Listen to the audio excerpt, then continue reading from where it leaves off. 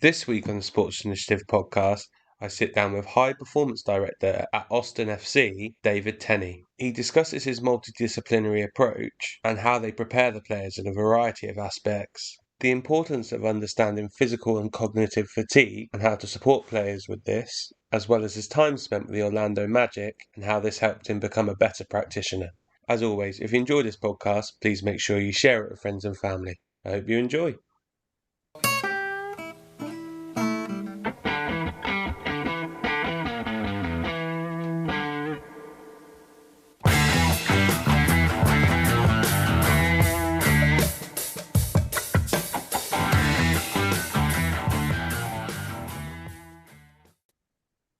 Right, David, I know we caught up a little bit there, and you are in a baking Austin at the moment, which coming from someone from England is it's scary how hot it gets out there. But how are things how are things with you apart from that? Good. I mean, we are uh in Austin post Leagues Cup back in MLS Cup play. Obviously Messi arriving has changed the league, I think a bit, shaken some things up within the league. Ourselves, we have a new sporting director in Rodolfo Borrell, who was with Man City coaching staff previously with Pep. So it's you're seeing, this league is probably one of the fastest evolving leagues in the world. And at Austin, we've kind of in the thick of things, and seventh place currently. And it's interesting because the course of the league here goes changes so dramatically, I guess, over the course of the year. I mean, currently, as we were talking about before, it's been over 40 degrees here in Texas for all the Texas teams, and probably close to 2 straight weeks, maybe 3 straight weeks, above 38 degrees, almost 40 days now. So that changes your approach to almost everything, taking that into account. Yeah, that's what makes the job fun. So Perfect. So, for people that maybe don't know you and haven't come across your work, do you just want to give us, I guess, a bit of an overview of who you are and guess what the main aspects of your role are from a day-to-day basis? yeah. I am a soccer football person through and through. Grew up in Washington, D.C. As a very young child, Johan Cruyff played in Washington, D.C. So I kind of played soccer, and that was my sport from the very beginning. Played some college soccer, played a little bit lower leagues in Germany, and then professional indoor soccer here in the States. And up thinking I was going to go into academy coaching. My intention was always to go into academy coaching, and got a bachelor's degree in coaching science with that thought in mind. Went into the exercise science program, and was lucky to take the A license course in Czech Republic back in 2004 after the Euros in 2004, where the Czech team was one of the best teams in that tournament. And it was really highly scientific, just their normal A license course, the UEFA A license course, relative to other football associations, had just a highly scientific periodization element to it at that time. And that kind of just connected with me, I guess. I felt really aligned with that whole approach of the science side, impacting how you train and how you prepare athletes. And so came back, and through the different my assistant roles that time, I was with a women's professional team, and I was with the Washington Freedom, and I was with a college team at George Mason. I started taking on those roles in terms of the athlete preparation and the sports science and the fitness at that time. The fitness coach was what everyone was called, and just really embraced that and owned that, because I felt like I connected with it. And then had the opportunity in 2007 to go to Kansas City, which is now Sporting KC and MLS, as a fitness coach slash goalkeeper coach slash assistant coach. Again, those were early days in MLS, and so you join those clubs wearing many hats. So I did that, and I had the opportunity to just focus on the fitness and sports science, going to Seattle in 2009. So when Seattle started in 2009, I did that. and was with Seattle for nine seasons. And as I was going through that ninth season, just had this really driver itch to try something really different to grow, because I'd been in Seattle for so long. I kind of felt like I was afraid of stagnating, I guess. And I actually had the opportunity to go to the NBA with the Orlando Magic. And so I was hired as high performance director for the Orlando Magic in 2017. And was there 3 years. It was an amazing experience. I learned a lot of a totally different type of athlete and environment, and also I think the high level athletes, when you're working with guys that are making 20-25 million dollars, how you manage those types of athletes are just different.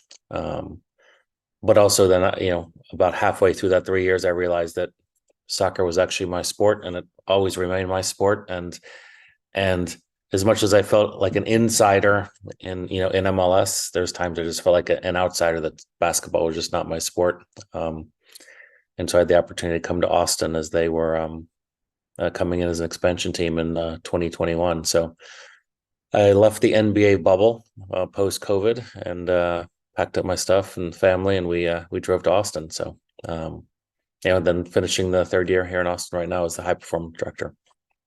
Perfect. And I know the English love talking about weather, but that's a hell of a transition from Seattle across to Orlando and Austin. You've picked some good sunny spots there.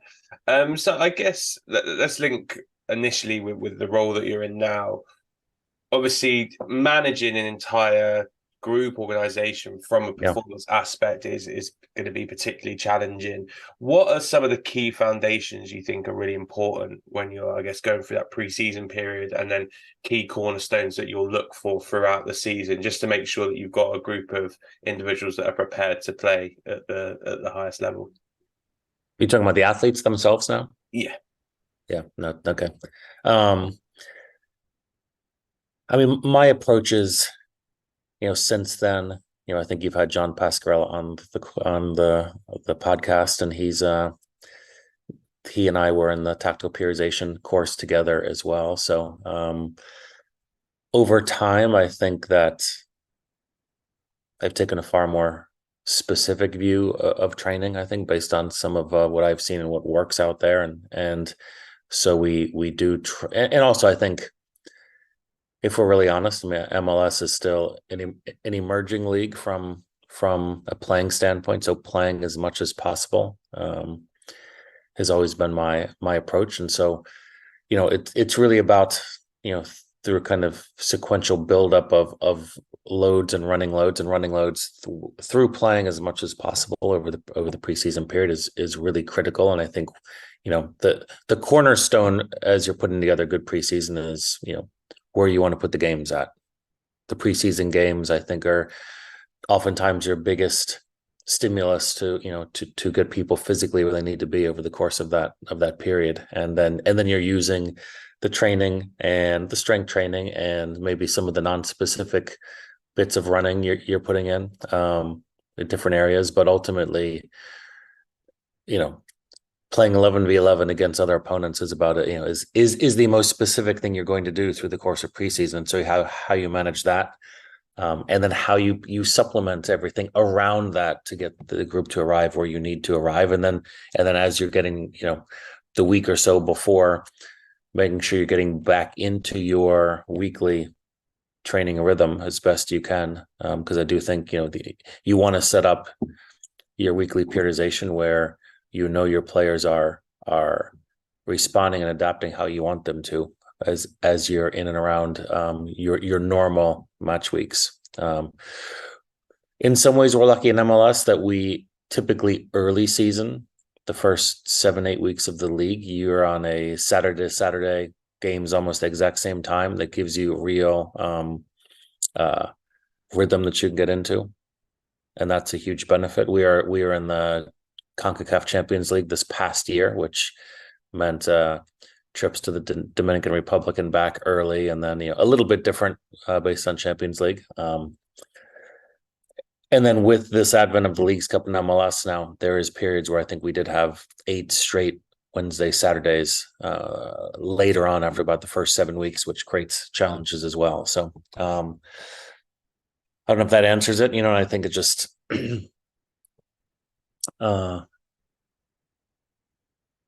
typically I'd say we have an 8-week period, which I think is perfect in terms of laying out your preseason. 8-week period, first game, probably 10 days into that period. We're really lucky in Austin that we can typically do as much of the preseason in Austin as we want to. And one of the challenges in MLS is you have all of your cold weather teams. You basically have to leave market for almost the entirety of preseason, right? If you're in Toronto or Montreal or Seattle or Chicago, you might be, out of market for 7 of those 8 weeks in preseason, which can create lots of challenges for the travel. And then again, I think, one of the things that I've learned through the tactical periodization is that when we talk about periodization, we focus on the physical so much. And,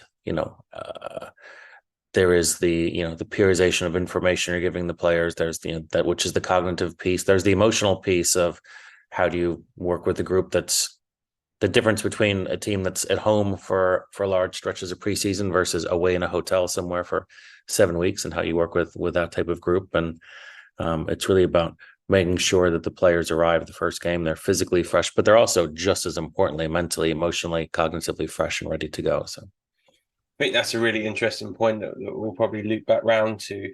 In terms of like the physical piece, what type of distances are we generically looking at? And do you have, I guess, statistics for that? And do you have statistics in terms of, how many accels, how many decels, high intensity running moments? Yeah. What does that generically look like for a team or players within the MLS?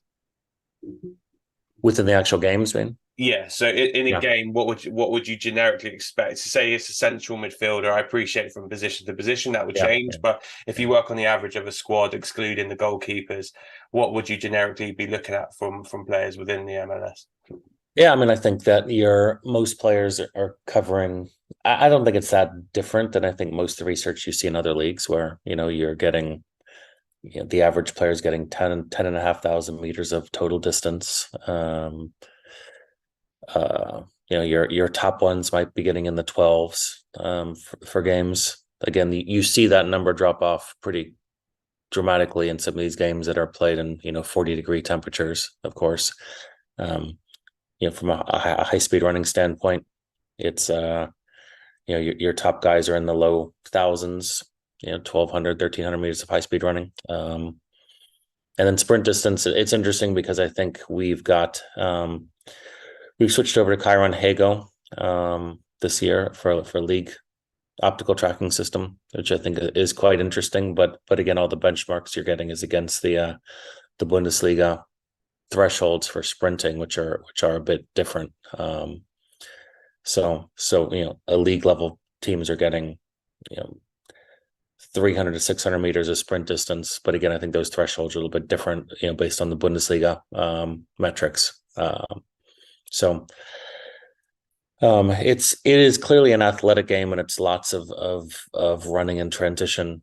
We try to. It's interesting looking at the data because we try to be a team that has the ball a lot. We can then look at through the Chiron Hago data. We cover in most metrics the highest distance out of possession running, and oftentimes it's because in defensive transition we have to do so much work back. So if we are, if we're a team that has the ball a lot, we try to press when we lose it, but then oftentimes we're getting, we are having to run back in transition, which means that, I think it's really interesting looking at, and as you're talking about the running distances in the sports science side, like I do find that I prefer to look at any sort of running data within game, really context dependent on what the opponent is doing, what you're doing, how the opponent's tactics interact with you, and how that impacts you physically, right? So so a lot of times we'll look into, if we play a lot in mid block defending, then our total distance as a team might be quite high. right? And I think across the if you look at a league like the Bundesliga and how they play, they'll have a team total distance at times of over 120,000 meters, which means they're just all working a lot, typically, in a defensive block. And we find when we play, when we're able to be tactically very strong defensively and stay in our mid block quite well and not get broken down in mid block quite well, that our team total distance is very high in the low 120,000 meter range.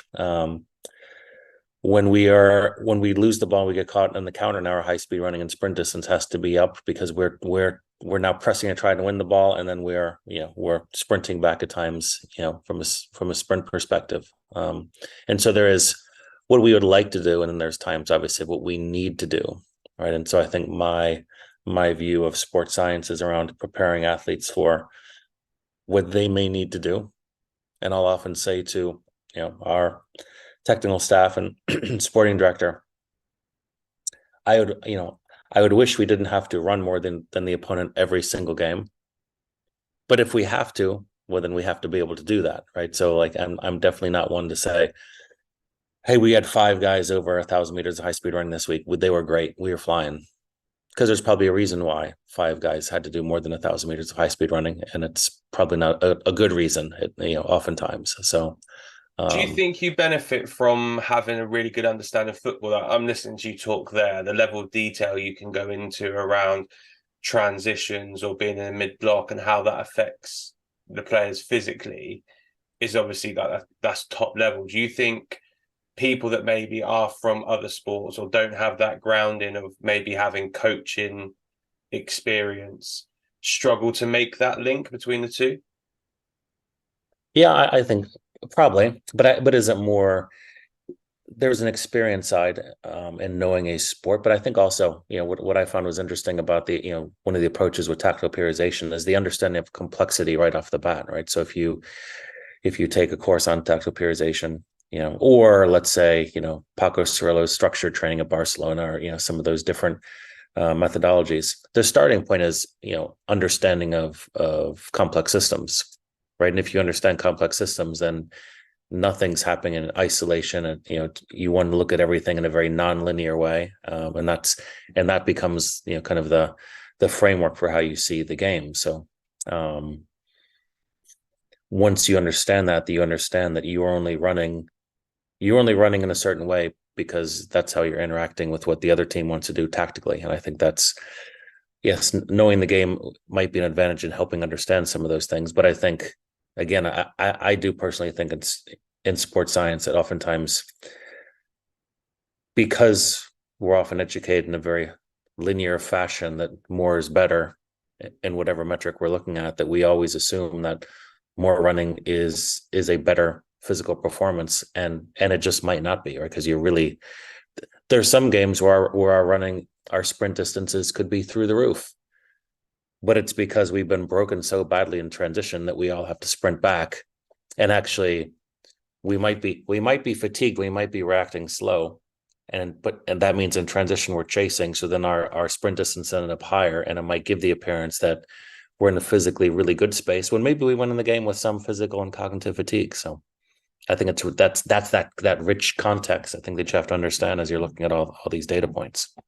Yeah, I think it's really interesting what you're talking about there, particularly around how you can objectify the data and use it. And I'd imagine that it also links to the coach's playing style, right? So depending on how the coach wants to play, that then is going to drastically change what metrics you get back. So actually the comparison of a counter-attacking team compared to someone who's high press, you can't really use last year's data now, because actually it's probably not accurate at all for what the manager's going after, to what the players are being asked to do, etc. Yeah. And then you've got to be able, let's say, filter. Like oftentimes when I'm filtering our data and looking at our match data, I'm not only looking at it as, okay, what was the running from June 1st to today? Because from June 1st on, it's been over 35 degrees for most days, and you don't necessarily want to look at a match in March when maybe it's 10 degrees and then compare it to today, where yesterday we played in St. Louis and it was super humid and probably in the mid-30s at game time. So, you again, that's just all around contextualizing the data you have and making sense of it. And I think that's an important role of all sports scientists, but I think it's also what people struggle at the most. And how do you manage the sorry, I'm trying to think of the right way to word this. So obviously you've mentioned, like, I guess the mental and cognitive fatigue, and then you've got the Yeah. physical fatigue. How do you measure that as a practitioner, that you might have players that all their metrics would suggest that they haven't had a lot of uh, high intensity runs, that actually they've been able to manage the game and have done so in a way that you'd want. But when you look at them, or you look at their number of maybe decisions, that they've got high cognitive fatigue that might lead to challenges moving forward in terms of their ability to take on information Yeah. or ability to react. How would you go around managing that? Because I'd imagine that if you can catch the point where they might have high cognitive fatigue, you might be able to catch them before they start getting into real high physical Yeah. fatigue, because they're making poor decisions that's leading to them then having to make up for mistakes. I think that's the hardest piece, isn't it? And that's also why in sports science we become so reliant on the physical piece, is because it's the easiest thing to measure. Um, and when it comes to the cognitive and emotional loads and fatigue, those are a lot harder to measure. You can certainly do it through subjective wellness surveys, or I think one way you can potentially get a way to do it. I don't always find that professional athletes that we dealt with are give you great feedback necessarily when you're doing subjective wellness surveys. I'll just say it like that. They want to And play, right? They're like big kids. They just want to play yeah, all the time. It's just like, I'm just yeah, going to give you an answer you probably want to hear so that I still play at the yeah, weekend. yeah, yeah. And so I think again that does go back to this again. My research. I mean, my PhD was in organizational leadership. And using qualitative methods. So I think you're really trying to qualitatively view these athletes rather than purely quantitatively, right? And so I think it is about you have to be really hands-on. You have to have lots of discussions with them, and you have to understand where they're at, and then you do have to, the old cliche is that you have to develop relations with them. You have to be close enough with them where they'll tell you that they are physically, mentally, emotionally tired. And I think that's rather than just a quantitative measurement of this player normally was X. And again, I think with certain groups, you can do it really nicely through some of this, subjective wellness surveys. But I find that it's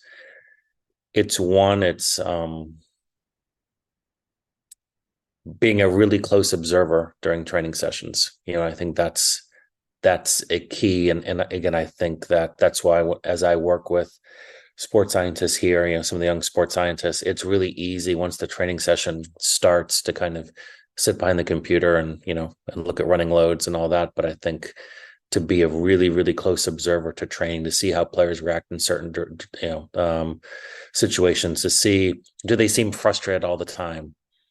Are they bitching all the time? Are they slow to react in certain situations? I think that's really the key to the emotional and cognitive side. I think are really in training session behaviors and observing those really closely. And I think that's it's really hard because it can be it's not a clear science at all. But again, I think that's the power of the qualitative, of the power of really maybe expert observation. Once the training session starts, to really try to match up are the players' behaviors in training similar to how they normally would be in training sessions, and to really view things through that lens. No, that's really interesting, because I know there's a lot of work going on at the moment, particularly over in the UK, around co-coaching, Yep. or how you work as an MDT, and then there's a lot of work around in possession, out of possession coaching, Yeah. or having bullseye groups or whatnot.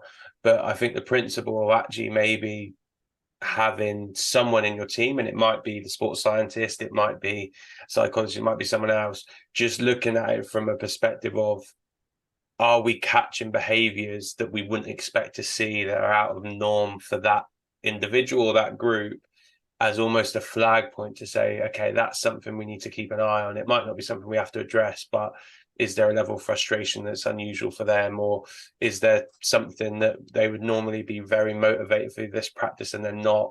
And Yeah. I guess that's And I think also that I think theoretically the role of the sports psychologist should kind of take that on as well. And it's hard because, what I have found with the role of the sports psychologist within teams is you want them to really have a feel in the pulse of the group, of the team.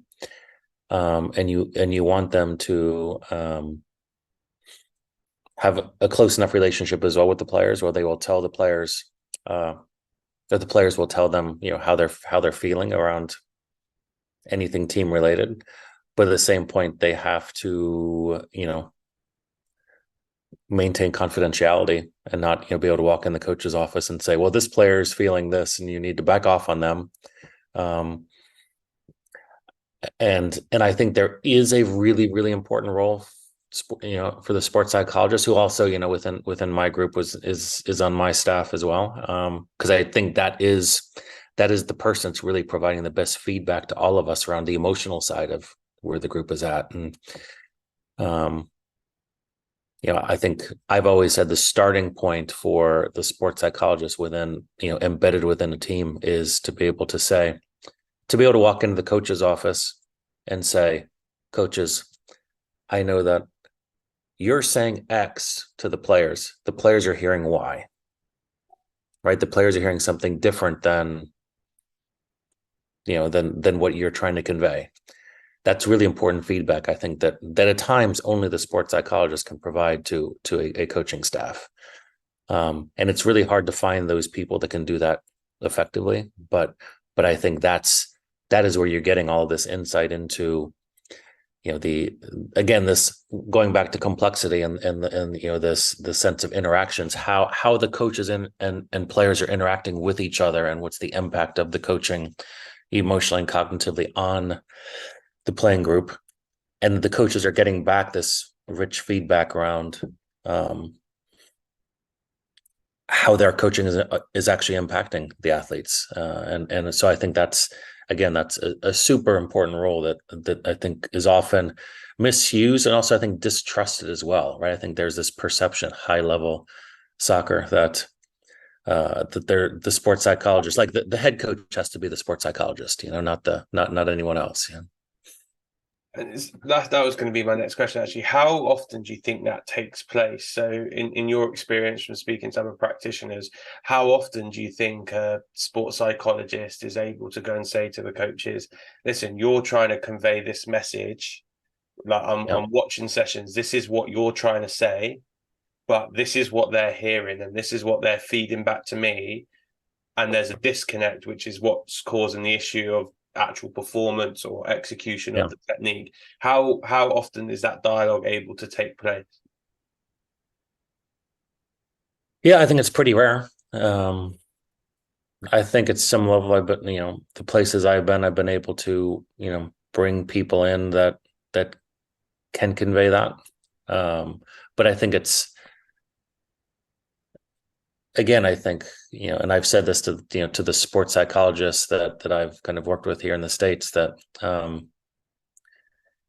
ultimately, and hopefully they're a clinical psychologist. I mean, clinical psychologists should be, and anyone that goes to therapy would know this, you have to be first and foremost a really good listener, right? Like you are there to listen first and foremost.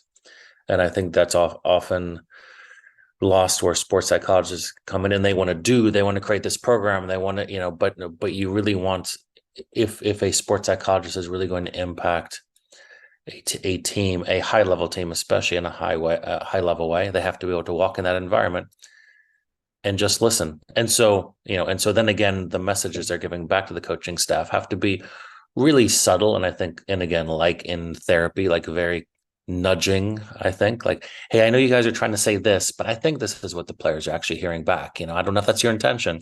That might be your intention, and I think that's, again, I think they should be really good listeners and really good communicators. And I still find that a really intelligent, high level coach, if you place around them someone who's a really good listener and a really good communicator, the coach will find use for that person. Yeah, it's a fine balancing act, isn't it, to make sure that they're in a Yeah, position to actually give some useful feedback, and the coach will take it as well. And not going, who's yeah, this random person that we've hired that's coming and telling me how to coach? And they're actually going, yeah, you know what, that's useful. Maybe my intervention there could have gone in this direction that allows me to convey the message better to players.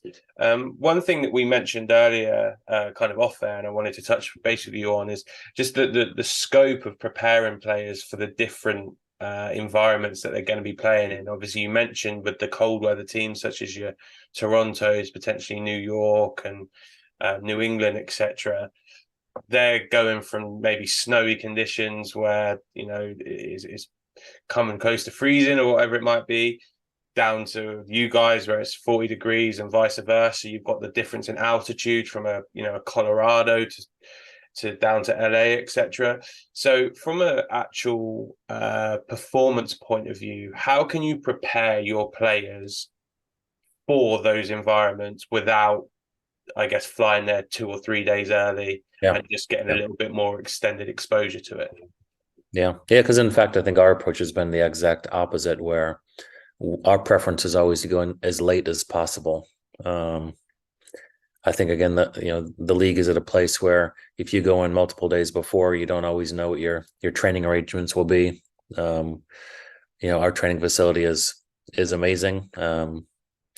We were able to kind of really spend a lot of time designing it how we wanted to. So there's so many benefits to being at home, staying in your own bed, getting the food, that we provide to our players, that we try to go as late as possible.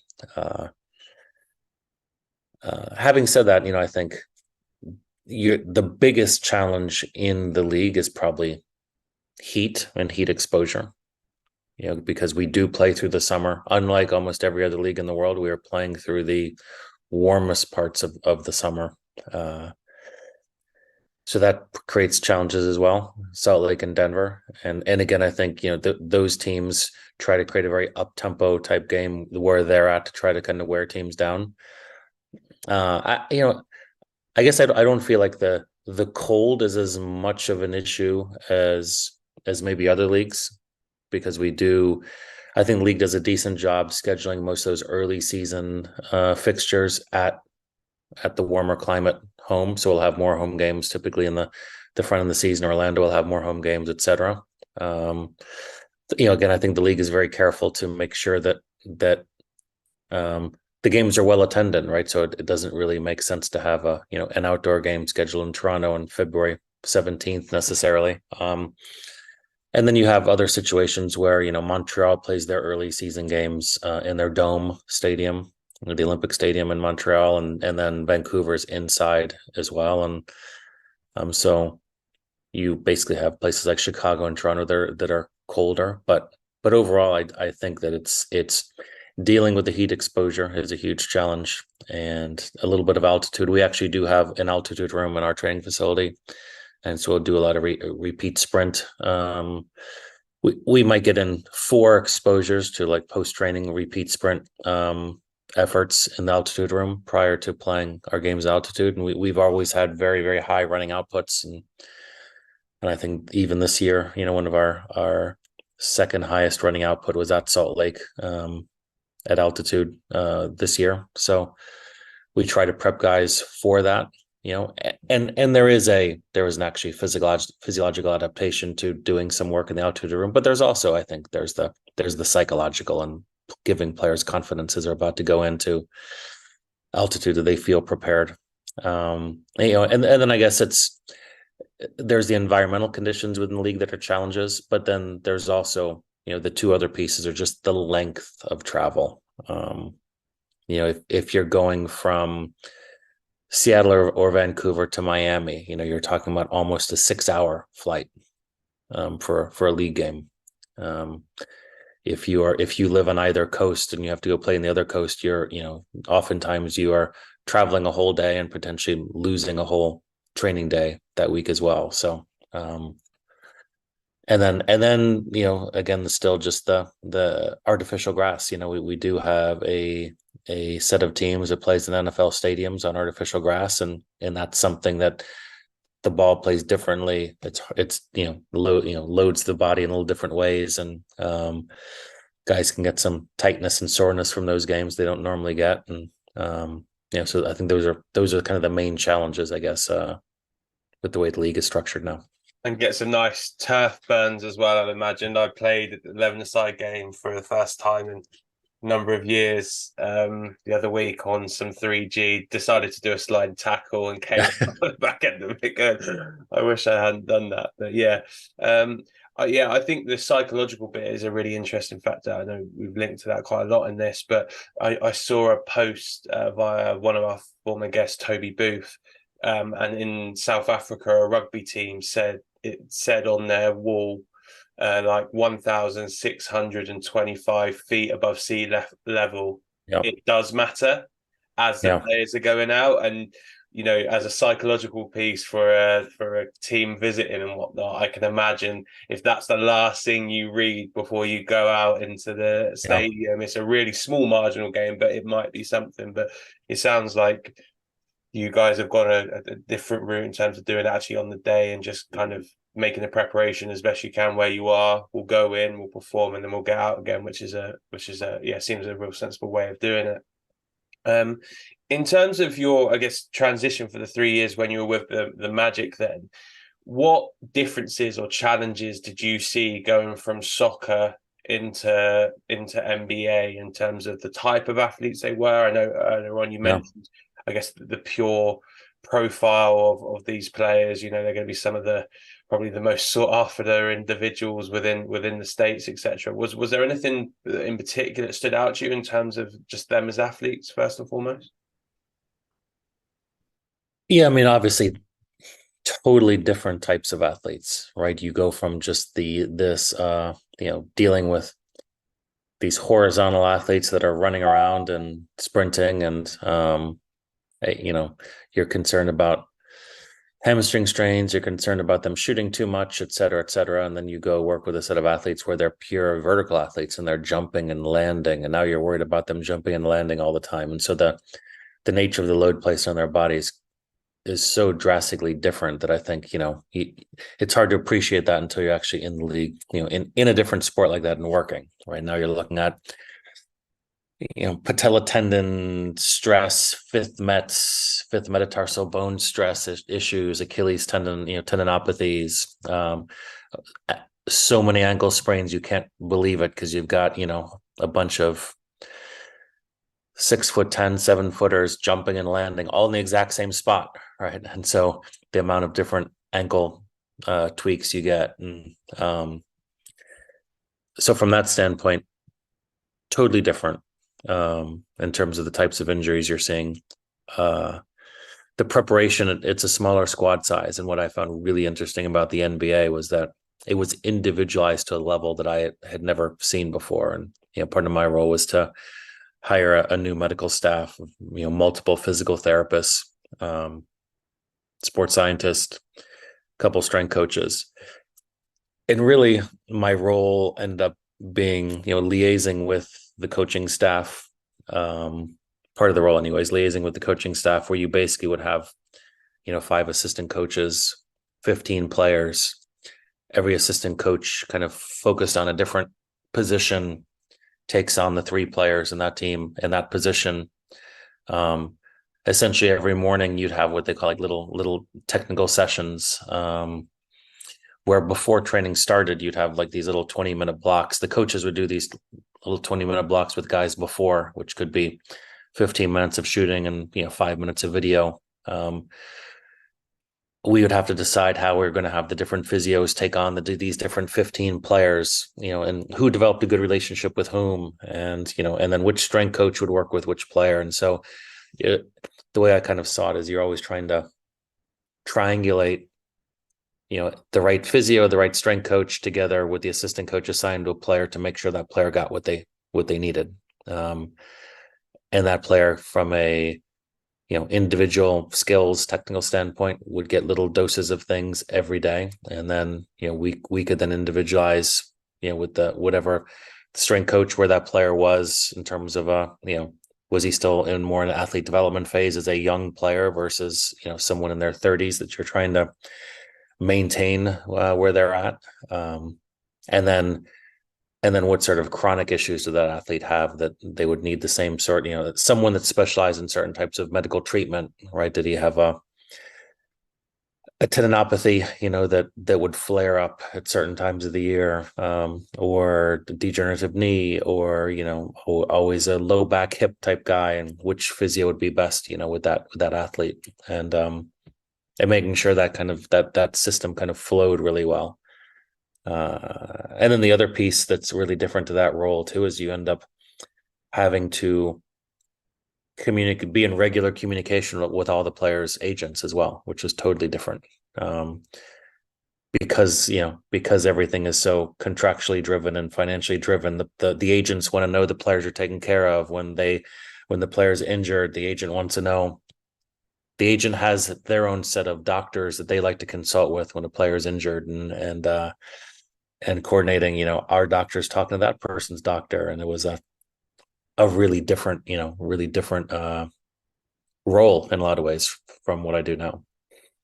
Yeah, I think that's a really interesting piece. I know I'm a San Antonio Spurs fan, so I know all of the challenges that can be around that, particularly with Yep. Kawhi Leonard a few years ago, where obviously ended up leaving and moving to Toronto because of that type of situation. In terms of the players themselves, how do you coordinate that whilst also having obviously a minimum of an 82 game schedule, but hopefully beyond that by going into playoffs, Yeah. etc. How do you manage all of those moments, interaction, support with them potentially flying back from Minnesota last night? They've got a day off, and then they're going to play the Heat the following night, and then they're in for one day, and then they're flying to Cleveland. Yeah, Yeah. what does that look like from a management perspective, and ensuring they get the support they need? Yeah, I mean, I think the interesting part of basketball relative to working in soccer is, in soccer, these 90-minute, I mean, now 100-minute games are they're maximal events where these players end the game and they are exhausted, right? And so and obviously now it's a big thing within European football, whether you are, do you have 2 rest days between games? Can you have 3 rest days? The league's starting to schedule more with only 2 rest days between, and players are going into the next game not fully recovered, right? And I found with the NBA is that the running loads, at the end of the day, if a player played more than 35 minutes in the NBA game, that's a lot of minutes. Your average guys are playing 25 to 30 minutes a game. You have basically 2 rotations of players where your first rotation of players will be playing somewhere 30 to 38 minutes a game, and then the other is then playing the other 20 some minutes in this kind of rotation that you have, 15 to 18 minutes. And so those are manageable loads. That there's sometimes where a guy will play 20 minutes and he can still get a strength session in after the game, and really low minute players who do a little bit of a top off type work after the game. And so it's more the main, but then if you think about it, oftentimes, let's say the team has shoot around in the morning of the game. Players are coming in at 9. They're doing like a little shoot around from 10 to 11. They're going back. They're doing a 20-minute individualized warm-up with their assistant coach at some point between 4:30 and 7 for a 7 o'clock game. They do the team warm-up. They're playing their certain amount of minutes. And again, it's 35 minutes potentially spread over 2.5 hours. So it's really like you're managing this kind of sub-maximal chronic load over the course of the season, where they're getting exposure to a lot of lower load stuff, lower load work. guys like to take a lot of shots. They like to get out and just shoot and shoot and shoot and shoot. And I think there's probably a psychological piece to feeling confident and comfortable around shooting that much. And so you're really just trying to manage not just the games, but really everything that goes around it. So, um, And how do you create flexibility around that? Because, like you said there, it might be that they're doing a shoot around, or a shoot around gets cancelled all of a sudden, which means the opportunity to go and have a 20-minute workout in the gym now comes available. Or, I know Kobe Bryant was a big one for this. If he'd had a nightmare of a game, he's then yeah, like, no, I'm going to go and do a shoot around after the game now. And players and I guess coaches and whatnot, there's going to be high levels of flexibility in that 15 with what players want yeah, to do. How do you, I guess, coordinate that to a piece where you go, yeah, it's sensible to do that, or actually this isn't sensible, what you're about to do, yeah. because you can't And be that's where it across goes all back to 15.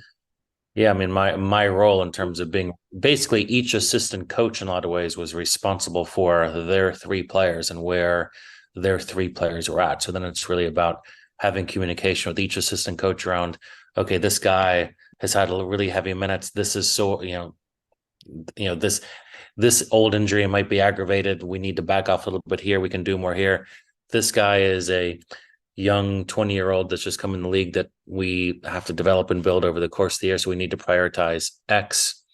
This player is a 12-year vet who has his routine, and you have to just kind of guide and almost stay out his way. He's going to tell us what he needs. And every player was so different, but that's, I think again, that's where my role is, at that level is not a practitioner at all, purely a manager, is managing all of those relationships and and what players are doing with their assistant coaches and the strength coach, and then what they need from a physical therapist perspective, just managing all of that in a case by case basis. So it's just this ongoing,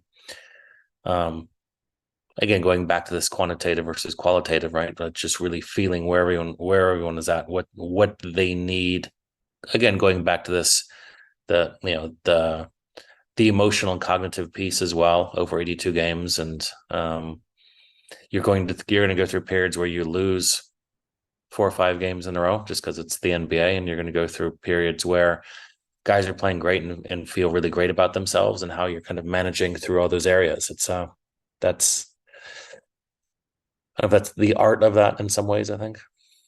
Yeah, no, I think that's one I'm gonna have to dive into a little bit deeper. So it might be one that I'm gonna have to do some digging on. And that individualized piece, it seems to be becoming more and more in football. But Yep. be great to hear from one of the coaches actually how individualized they go on those plans. But I'm conscious of time, so I don't want to take up any more than you've generously given us.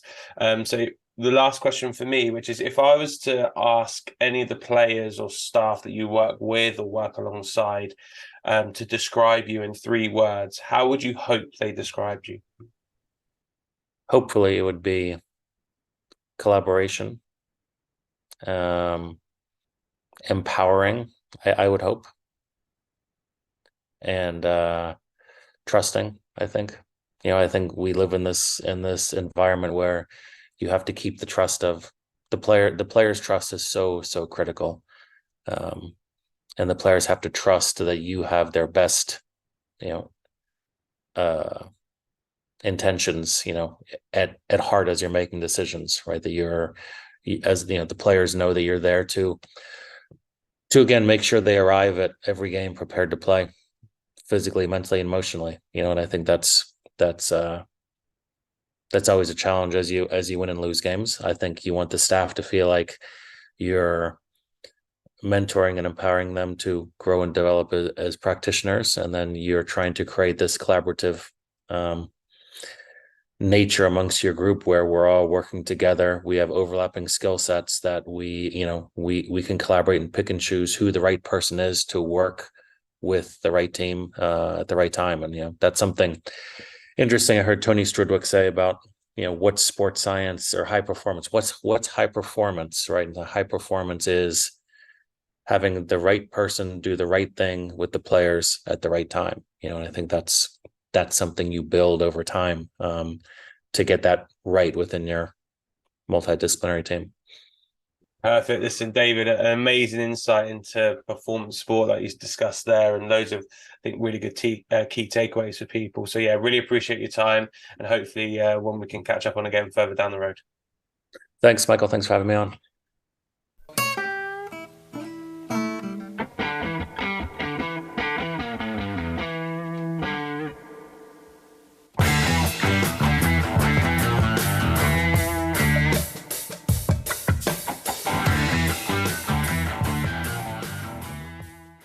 Thanks for listening to the Sports Initiative podcast with me, Michael Wright. Please remember to follow us on Twitter, Facebook, and Instagram at the Sports Initiative Podcast, and share this podcast with friends and family.